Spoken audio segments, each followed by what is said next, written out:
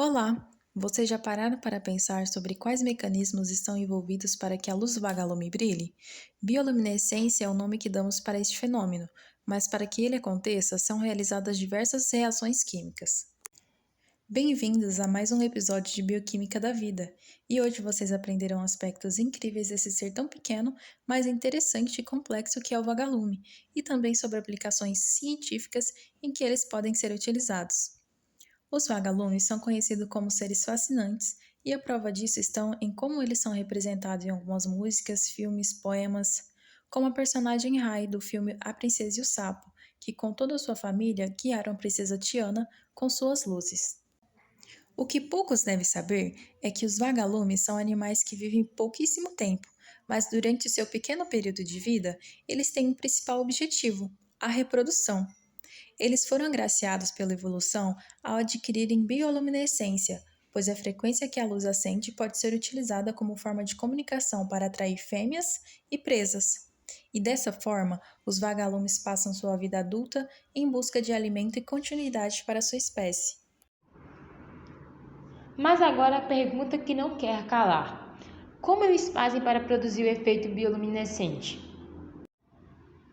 Para podermos explicar melhor, precisamos falar alguns conceitos importantes. O átomo é uma coisa muito pequena, menor ainda que um vagalume. Tudo ao nosso redor é composto por átomos. Eles são partículas formadas por outras menores ainda, como os elétrons. Também vale lembrar que os átomos que ganham ou perdem elétrons são chamados de íons. O agrupamento de vários desses átomos, unidos por ligações covalentes, formam as chamadas moléculas. Por fim, precisamos lembrar o que é o ATP. Ele é a famosa moeda energética da célula. Ele armazena e libera energia de forma temporária para que as células do organismo desempenhem sua atividade. Dito isso, podemos começar. A bioluminescência é a produção de luz por organismos vivos, e esse fenômeno acontece através de reações químicas envolvendo a molécula que chamamos de luciferina e a enzima luciferase. Nesse processo, a enzima, que é uma proteína especial que ajuda a reação a acontecer, transforma a luciferina em um composto energeticamente instável, ou seja, a luciferina se transforma em um composto cheio de energia, mas que fica assim por pouco tempo, porque essa energia logo é liberada em forma de luz. Essa reação acontece em duas etapas.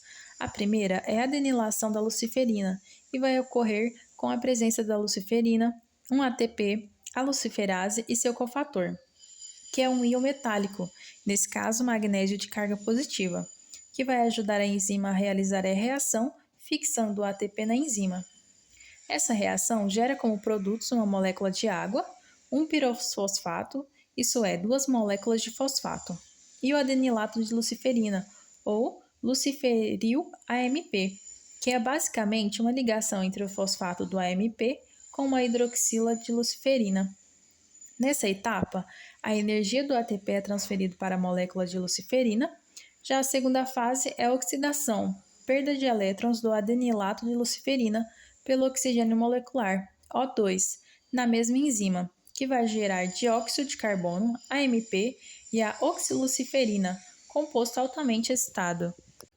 Diferentes espécies de vagalume podem ter pequenas diferenças estruturais, tanto na molécula luciferina quanto na enzima luciferase.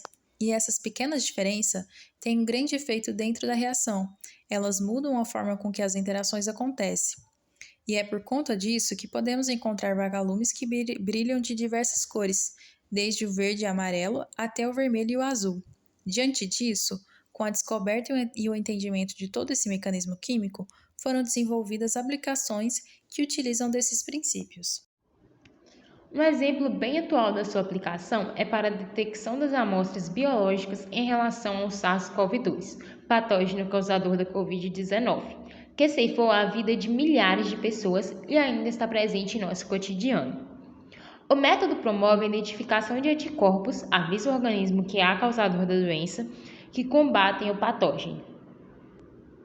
Por meio de uma enzima da classe das luciferases, responsável pela transformação de energia química em luminosa, produzida pela espécie de vagalumes Amidetes viviani, é possível essa constatação. Através da engenharia genética, os pesquisadores acoplaram a enzima com a proteína que se liga aos anticorpos do SARS-CoV-2. Assim, caso os anticorpos estejam presentes nessa amostra, acontecerá a interação entre a enzima, proteína e os anticorpos. Desse jeito, ocorrerá a emissão de luz. Assim, conseguimos ver o caminho incrível das reações da bioluminescência e entender que pequenas mudanças no mundo bioquímico podem gerar grandes alterações. Mas, apesar de toda a beleza e das coisas importantes que aprendemos observando os vagalumes, eles têm sofrido com todas as mudanças ambientais e a ação antrópica que vem ocorrendo durante muitos anos. O excesso de iluminação artificial, por exemplo, faz com que a iluminação natural dos vagalumes seja anulada, dificultando a reprodução e alimentação deles. Logo, é preciso lutar para preservá-los e divulgar conhecimento e a importância desses pequenos seres, que nos ajudam tanto. Espero que vocês tenham gostado e aprendido. Até a próxima!